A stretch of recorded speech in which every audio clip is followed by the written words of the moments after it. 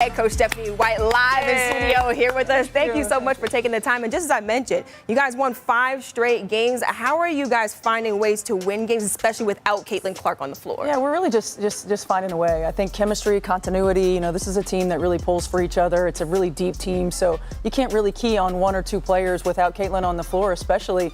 And they've got connectivity on both ends. I think our defense has improved. Offensively, we're moving the ball, getting a lot of players' touches. The ball's finding the right shot, and it's just been a really fun group. Stephanie White unexpectedly appeared on ESPN and made several eye-opening remarks about Caitlin Clark's return that caught everyone off guard. The adjustments she hinted at for Clark's role instantly sent fans into a frenzy. To be honest, some of her comments are bound to make people uneasy.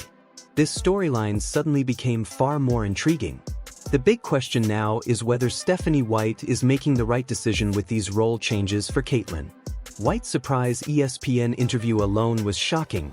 No one saw it coming. She walked onto national television as if it were routine and casually discussed Clark's return. But when she started explaining how Caitlin might be used differently, that's when things really heated up. They've won 5 straight games, which ties their longest win streak in the last 10 seasons. Kelsey Mitchell and Aaliyah Boston have dominated, averaging 19 and 15 points per game, respectively. And the Fever have kicked it up a level as of late with their longest active win streak in the W right there. Indiana has also moved up, and the standings are now just a game and a half back of second. The timing of all this is worth paying attention to. The Indiana Fever are riding a 5-game winning streak, and a strange narrative has formed claiming the team is somehow better without its biggest star. That idea makes about as much sense as saying a restaurant improves after removing its most popular item. Yet, that's the argument being pushed. On ESPN, White talked about how much defensive attention Clark draws on the court. That description is interesting because what she truly meant is that opposing teams are terrified of Caitlin's shooting and constantly send multiple defenders her way. Instead of calling it what it really is, respect for a once-in-a-generation talent, it was framed as Clark simply creating defensive gravity. Yeah, and speaking of Caitlin Clark, she's only played 13 of 29 games. She's been in and out of the lineup, obviously, with the injuries. When you take a look at Caitlin Clark, one, what's her status, and also what's the plan to get her back out there on the court? Yeah, it's day-to-day right now. Yeah. We're really just putting no timetable on it, going through the rehab process, and then we want to reintegrate her from a strength and conditioning standpoint, and then get her back to basketball activities. So we're taking it one day at a time, really slow rolling it, slow playing it this time. She tried to come back a couple of times and just had setbacks along the way. So the most important thing for us is Caitlin's long-term health, getting her back to 100% before we put her back on the floor. Overall, it feels like a form of damage control. The Fever have received a lot of praise for winning games without Clark, and now White has to figure out how to bring back the very player who made the team relevant in the first place. It's like celebrating how bright the sky looks during an eclipse while forgetting the sun is still the source of everything. Flora, how is she going to help elevate this team even more down the stretch of the season? Well, she demands so much gravity on the defensive end of the floor. She's constantly seeing multiple players, and she makes the right reads and makes the right plays for our group. So she's going to continue to allow us to stretch the floor. We're going to be able to, I think everybody else will be able to get more higher percentage looks because of what she demands on the defensive end of the floor. And she brings our own defensive versatility because of her length, because of her size. White also mentioned that Clark's return would lead to higher percentage shots for her teammates, which is classic coaching language for saying others will get easier looks because defenses are locked in on Caitlin. However, the way it was explained made it sound as if Clark's primary responsibility would be to act as a decoy. That's not the role most people would expect for someone who continues to shatter records. White then spoke about Clark's defensive versatility, pointing to her size and length. That comment raises questions about whether Clark could be used differently on defense, possibly allowing her basketball IQ to shine instead of having her constantly fight through screens. That said, it is not easy to go from having a ball-dominant player like Caitlin Clark on your team one day, and then not on your team for long stretches, and then back, and then back, and then not out. How are you guys shifting gears each time? Yeah, that's been the toughest part, and I think you saw it early when she was in and out of the lineup, just adjusting because she has so much gravity on the offensive end. We run things differently on the floor when she's on the floor offensively. Now we go smaller. We have a little bit more versatility, I would say, on the defensive end of the floor. But again, I think this group is just, we have some plug-and-play players that they don't care what their role is. They just want to get out there. They just want to compete, and we've found a little bit of a rhythm right now. And so when we re-implement and get Caitlin back in the floor, reintegrate her, I think we're going to be that much. Here's where the situation becomes even more surprising. The Fever are 8-7 without Clark and were 8-5 with her. That means it took nearly twice as many games without Caitlin to reach a similar result. Yet somehow this is being portrayed as progress. That logic is like claiming you've improved as a driver because it took longer to reach the same destination. The idea that Indiana is better without Clark is being promoted by people who either misunderstand basketball or are chasing controversy. Jeff Teague even suggested on air that the team plays better without her, which falls apart when you actually look at the numbers. They've lost more games without Clark than they did with her. Still, this gets labeled as improvement. What makes it worse is that many of these same voices complain about the WNBA lacking attention. When a player finally arrives who brings fans, ratings, and money, they rush to tear her down. It's like complaining about being broke and then rejecting cash when it's offered. From a business perspective, it's even more frustrating. The WNBA has struggled financially for years, and now they have an athlete who can sell out arenas and drive real revenue. Instead of fully embracing that unnecessary drama is being created to downplay her influence. White's claim that the team will be more dangerous when Clark returns sounds encouraging, but it also says everything. If they're more dangerous with her, then they clearly aren't as dangerous without her. It's simple logic, even if it keeps getting lost in the noise. Strong statements about the officiating in the WNBA this season. Everybody's been talking about the physicality and everything like that. What's been the difference since you made that statement to what you're seeing right now? I don't know if there's been a lot of difference. I think the biggest thing is that we just want accountability, right? We want everybody to continue to grow. This league and the players are as good as it's ever been, and they are as good and as versatile as they've ever been, and we want that trend to continue to grow in all facets of our league. And you know, no one has been shy about speaking up about it. The players deserve it. Our game deserves it. The way Stephanie White explained Caitlin Clark's ability to stretch the floor is revealing as well. She's essentially acknowledging that the offense functions in a completely different way when Clark is on the floor. That alone makes all the talk about the team finding its identity without her feel unnecessary. Indiana isn't discovering a better version of itself. They're simply playing one style without Caitlin and an entirely different one with her.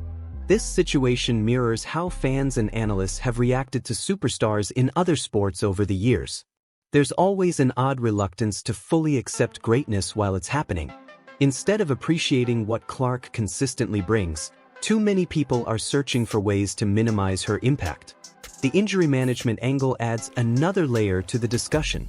White said the team is taking things day by day and doesn't want to risk any setbacks. That approach makes sense, but it also highlights just how valuable Clark is.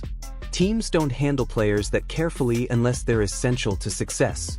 When you realize Clark has appeared in only 13 of the team's 29 games this season, it's honestly surprising. Missing more than half the season and still remaining competitive doesn't prove the Fever are better without her. It simply shows that the rest of the roster stepped up, which is exactly what good teams are supposed to do. White's comments about the team having better connectivity on both ends of the floor without Clark are another example of statements that sound nice but fall apart under scrutiny. If the team is supposedly more connected without its best player, that raises questions about how she was being utilized earlier. The depth argument also deserves context. White noted that opponents can't focus on just one or two players when Clark isn't on the court, but that's actually the advantage of having a superstar. You want defenses to overcommit to one player so everyone else benefits. That's basic basketball strategy. All the talk about chemistry and continuity misses the bigger picture. The team learned how to survive without its best player because it had no choice, not because it's a better situation. It's like learning to move around with a broken leg. You adapt, but that doesn't mean the injury is helping you. According to White, the defense has improved without Clark, but that's not exactly shocking. When your top offensive weapon is out, teams naturally lean harder on defense since scoring becomes more difficult. That's adjustment, not innovation. White also mentioned that the ball is moving more and more players are getting touches, which again points to adapting without a primary playmaker. Clark is the type of player who can create shots for herself and set up teammates. When she's gone, everyone else has to work overtime to manufacture offense. The comment about finding the right shot is interesting because Clark is usually the one making shots others simply can't. Without her, the team settles for different looks, which could explain the inconsistent shooting during this winning stretch. White praised the team's resilience, which is classic coaching language for overcoming adversity. But most of that adversity came from not having their best player available. It's like applauding someone for adapting during a blackout. They managed, but they'd obviously prefer the power back on. The reintegration process White described also sounds more complicated than it should be. If Clark truly elevates the team, bringing her back shouldn't feel like a delicate operation. Treating it that way suggests there may be more happening behind the scenes. Finally, White's remarks about going smaller and having more versatility without Clark are especially telling. It implies the team has been playing a completely different brand of basketball, raising real questions about whether they'll stick with that approach or return to what previously worked with Caitlin in the lineup. Even the plug-and-play comment feels like another subtle hint at that uncertainty. It points to a rotation built around players who specialize in specific roles rather than one centered on a dominant star. That approach works for depth, but it's rarely the formula championship teams rely on. When Stephanie White talks about finally finding a rhythm, she's indirectly admitting that rhythm wasn't there earlier when Caitlin Clark was playing. However, that doesn't mean Clark was the issue. It's far more likely the team was still learning how to properly integrate and maximize her strengths. One of the most revealing moments from White's comments comes when she explains that the team runs things differently with Clark on the floor. That strongly suggests Indiana is operating with two separate offensive systems, one with Caitlin and one without her. Managing a dual identity like that is one of the toughest challenges a coach can face. White also mentioned having plug-and-play players who don't worry about their role, and that's actually exactly what you want around a superstar. The best role players understand that their job is to complement the star, not compete with her for attention or touches. The rhythm the Fever have discovered without Clark may look encouraging, but it's not something they can rely on long-term. A WNBA season is a marathon, not a sprint, and eventually opposing teams will adjust to what Indiana is doing without its top player. Bringing Clark back adds a dimension that's far more difficult to prepare for defensively. White's confidence about the team being significantly more dangerous when Clark returns likely comes from the idea that opponents will have to game plan for two different versions of the Fever. At the same time, that also requires the team to be comfortable switching between those identities, which is much harder in practice than it sounds.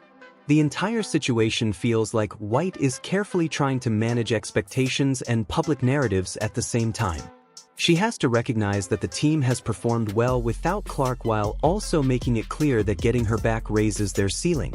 That kind of balancing act requires very deliberate messaging. What's frustrating is how all of this complicates what should be a straightforward story. A star player got injured. The team adjusted and stayed competitive. Now that star is returning and should make them even better. Instead, the conversation has turned into layers of explanations and justifications. The timing of White's ESPN appearance is notable as well. Just as the Fever are receiving praise for their winning streak, she goes on national television to remind everyone that their best player is close to returning. It feels like a proactive move to control the narrative before it shifts too far in the wrong direction. White's repeated references to Clark's defensive impact and versatility suggest she's been rethinking how to use her when she comes back. It's possible the team learned valuable lessons during this stretch that could help unlock even more of Clark's potential moving forward. The idea of gravity may have been the most important point White made. Clark's ability to draw multiple defenders creates opportunities that can't be replicated through ball movement or chemistry alone.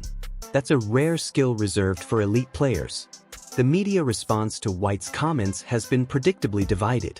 Some outlets treated it like major news, while others tried to downplay its importance. But the fact that a head coach felt compelled to address one player's return on national television speaks volumes about Caitlin Clark's value. What's especially telling is how White described Clark as making the team more dangerous, not just better. That kind of language is usually reserved for true game changers. The defensive versatility angle has also been largely overlooked, as most discussions focus only on Clark's offense.